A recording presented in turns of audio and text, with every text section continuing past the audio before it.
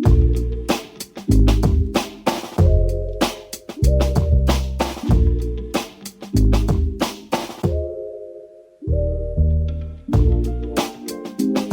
back to the Metro on WDET, Detroit Public Radio. I'm Robin Vincent. And I'm Tia Graham, and I do not like the winter. Not much, Robin. I mean, I doubt any of our listeners have ever gotten that feeling from you, Tia. It's not that you haven't made that clear. Oh, yeah, they think times. I'm a winter lover. But winters in Michigan can be long and lonely. But it doesn't have to be this way. Recently, we explored different ways to not only survive the winter season, but how to connect, build community, and find joy and gratitude amid the ice, snow, and cold. And to do that, we spoke with Ian Solomon, who we should mention came in here and played the piano like a boss. Like out of nowhere. I couldn't believe it. He's the founder of Amplify Outside and communications and engagement manager for the Detroit Parks Coalition. Tia began the conversation talking with Ian about how his experiences in the outside world have shaped him. Ian Solomon is the founder of Amplify Outside and the communications and engagement manager for the Detroit Parks Coalition. His organization tries to remove barriers that prevent people from enjoying the outdoors. Ian is here now to discuss what he does to get groups of people to gather in the winter and how he goes about appreciating the outdoors even during our coldest days. Ian, welcome back to the Metro. Thank you so much for having me. I love being here. Don't get us blushing in here. Okay. So before we really get into our winter survival guide and really get into it, Ian, I want to talk a little bit about Amplify Outside. That organization you write works to liberate community through outdoor recreation. Tell me what that means to you. Oh man, I mean, it means so much to me. I found outdoor recreation really as a personal healing source, and it really grew as time went on. And I'm really interested in politics, to understanding as land as the foundation for like community actualization, for community liberation. It all starts there. And so being able to do something fun, like go on a hike, and knowing that it can lead to something as important as environmental justice conversations, as conversations around land ownership, colonization, it felt like an incredible entry point for me and like the perfect merging, because I love having fun, but I get serious. So Exactly. I'm the same way. We love to have a good time, but we can also button up if we have to. Absolutely. So what are the barriers right now, especially when we talk about being in the city of Detroit and in the population that we have of people of color here? What type of barriers do you see people of color facing within Metro Detroit when it comes to getting outdoors? Oh, man. I mean, transportation is a big one. We are a car-centric city. I actually I'm in between cars right now. So luckily I'm able to get outside, but it's really hard to do that without a car. So something as simple as public transportation. Another thing is narrative, right? Just understanding, like, am I someone who's supposed to be outside? Do I look at myself as someone who enjoys outdoor recreation? We are a majority Black city.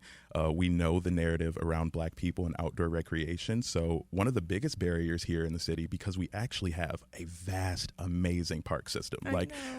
I always say people should look at Detroit how they look at Denver. This is a outdoor recreation, like central.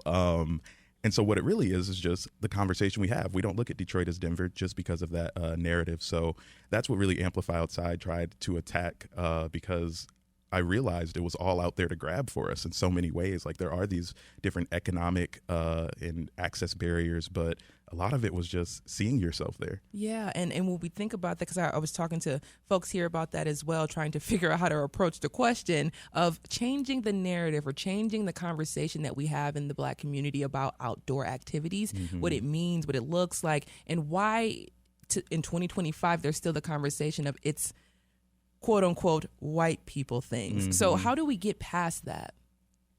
We get past it through community, through, each one teach one, through, if you start enjoying the outdoors, bring your friend with you that is swearing up and down that they won't enjoy it. I promise you they will.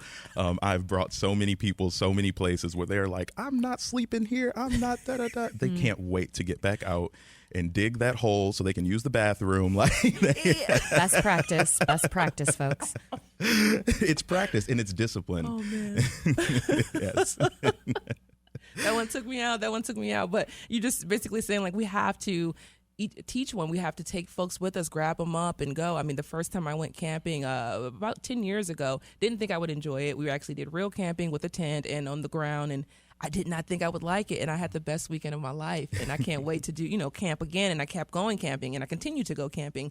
So when we talk about getting out there, spreading this message, bringing folks along, trying to build folks coming outside, what are those barriers specifically? What do they look like in the wintertime? Especially, we talked a little bit about transportation, but what does it truly look like when we're trying to get folks, and not just people of color, but people in general, outside in the winter? Oh, man. Again, it goes right back to narrative. Oh, okay. It goes right back there. And I think people get annoyed with me because I'm going to turn that mirror right to you. Like, you're going to talk about, I kind of have a gripe with some Detroiters sometimes because it'll be September and you're telling me you're going to be depressed in December. Did you give yourself a chance? You did. We have to be able to. Stop calling me out. I'm Ian. sorry. I'm going to call everyone out. You I feel got my seen, chance. Tia? 100%. Attacked. Oh my Attacked. gosh. Some come October and I'm just like, oh gosh. Exactly. Of course you're not enjoying it. But I will say it starts with giving yourself grace, right? I've had the blessing to be able to travel all over Michigan during the winter. And, being a city person is a very specific experience. So the land moves with the seasons. The city does not. So you really have to give yourself grace that you are expected to move at a pace that is unnatural. All of us are moving in an unnatural way right now, and we do it every year for 4 months straight. And so we have to first accept and say, I'm not the problem. I am not the problem. And after you get that grace out of the way, you got to get over it. You got to get over it and get with it. Oh, man. So you work with several organizations to try to get people outdoors. What winter events do you like going on the most? Ooh, okay. So there's actually some coming up. One of them was mentioned by Alex with Rouge Park, of course. Please go out to that Rouge Park Winterfest. Always fun. But there's one coming up at Rouge Park this weekend as well, Sunday, January 12th. It's a winter wildflower walk. And I think that is a great event because what it really does is highlight that, there's, again, the narrative that everything dies in the winter. Completely untrue. Everything changes and does what it needs to do for itself to be its best self, So it may look like dying to you, but it's actually like kind of self-preservation, and you can see the land do that. So I'm excited because I'm really hoping I can make it out to this walk because I want to see some winter wildflowers. Yes. But outside of that, there's also the Clark Park Winterfest coming up. That'll be January 18th. And again, just like the Rouge Park Winterfest, there'll be all types of events, games, community. Our parks are active. There are still events happening. So really just staying involved, looking online, trying to find these different events. For the Detroit Parks Coalition, if you go to DetroitParksCoalition.com/events, you will see all of the events on a calendar that happen in all of the parks if anyone submits them. So yeah, just tap in. There are so many amazing events going on. There's a reason to be outdoors if you're like me and you're like, oh, I don't want to be outdoors, but there's reasons. There are things to do. I know they're going to be warming stations so you can, warm up if you have to when you're out there. But you're listening to The Metro on WDET, Detroit Public Radio. I'm Tia Graham. And I'm Robin Vincent. We're speaking with Ian Solomon, founder of Amplify Outside and Communications and Engagement Manager for the Detroit Parks Coalition. We're talking about how to remove barriers people face to experience the outdoors during the winter and how he helps connect people during all the seasons we have. And we also want to hear from you about what you do to enjoy the winter. What are you doing during these winter months? Are you observing winter wildflowers? That's just there's been, I would say, a recurring theme this hour of slowing down and finding those little glimmers of beauty. And the whole notion of winter wildflowers, I think, is one of those. So give us a call and tell us how you're enjoying the winter or not. If you're staying inside, what are you doing to pass the time? We're baking. Sassafras, Tia Graham over here is baking. 313-577-1019. Ian, as we made reference to earlier, we've stopped investing in public spaces like we used to in, say, the 1940s, 50s, and 60s. And that means that most spaces around us are private. What kinds of things do you think local and state governments should be investing in to help people get outdoors and interact with each other more? Yeah, I think I mentioned it earlier. Public transportation, huge. Just people being able to get where they need to be that's vital. It's vital. You can't do anything if you can't get there. So that's step number one. But also, investing deeper into our public spaces. I'm so grateful to work with parks because especially Detroit's parks, they've had so much growth over the past few years, so much investment, and you really see like it is an immediate payoff. I mean, you invest in a park, say we got Wi-Fi in the parks. And so now that becomes a third space where people can do college applications, people can work from home, and we saw people use it immediately. I mean, and we can see the data, we can see that people in the neighborhood are coming repeatedly every week, and it creates a community around that. So definitely just putting money, putting resources, putting things in places to make people comfortable. That's all we need. And we also talked about, parks are outdoors, so that's great. But, we're also in 2025. Health is a concern. So some people don't feel comfortable going in third spaces anymore.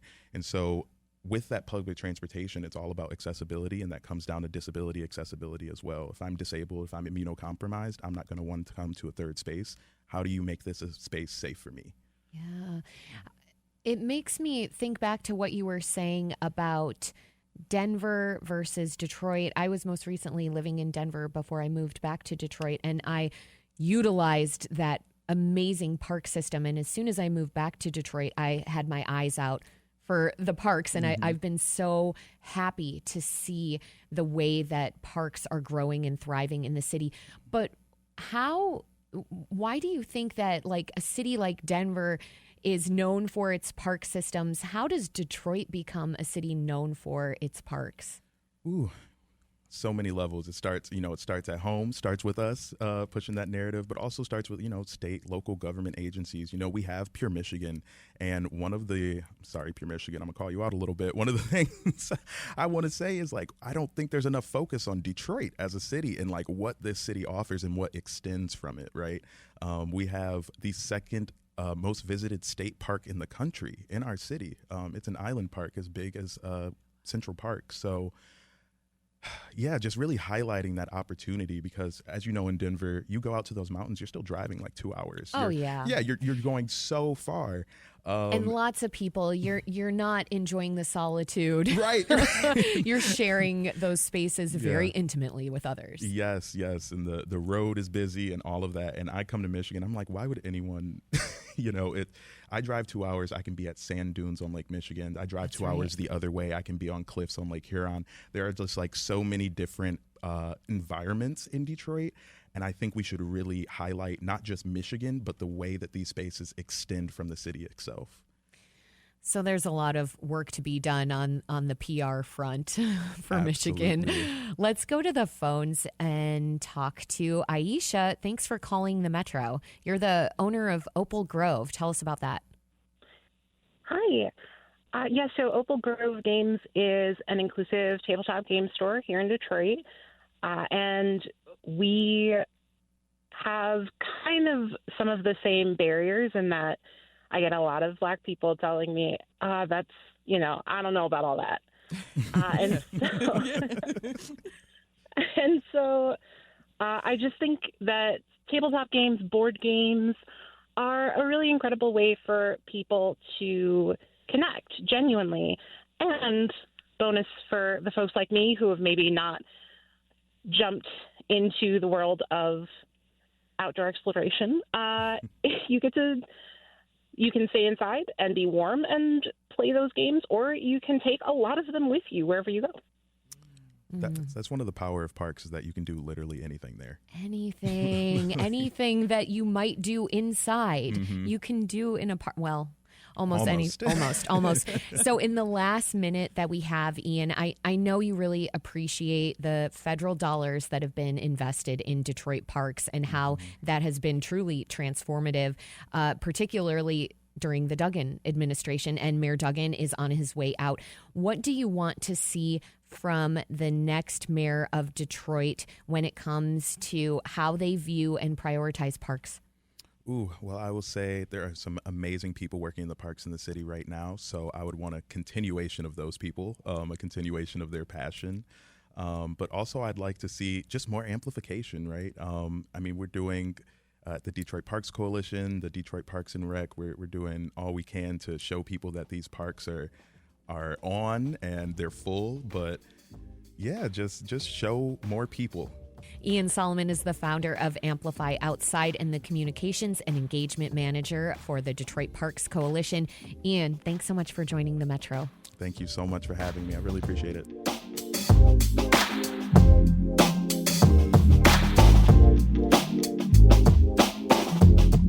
It's the Metro on WDET, Detroit Public Radio, and it's our 1-year anniversary. So we're celebrating by listening to some of our favorite conversations here on the Metro. But I do want to remind folks in weather, there's a winter weather advisory starting at 9 tonight. And this weekend, we may get a couple of inches of snow. So just make sure you're prepared for that and getting ready for any type of fun activities you want to do during this winter fun, I guess. What kind of winter fun activities do you think you'll be doing, Tia? Making cinnamon rolls and cookies. Okay. All right. Once you finally share those cookies with us here at the If they ever make it out the kitchen.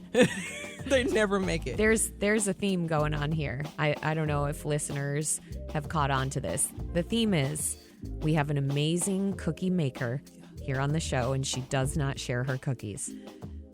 Coming up, put me on the spot. Americans produce a lot of waste. On average, each of us throws away roughly 5 pounds of trash daily. So how can we do better? We'll learn how the city of Detroit is working to tackle the problem. Stay with us on the Metro. We'll be right back.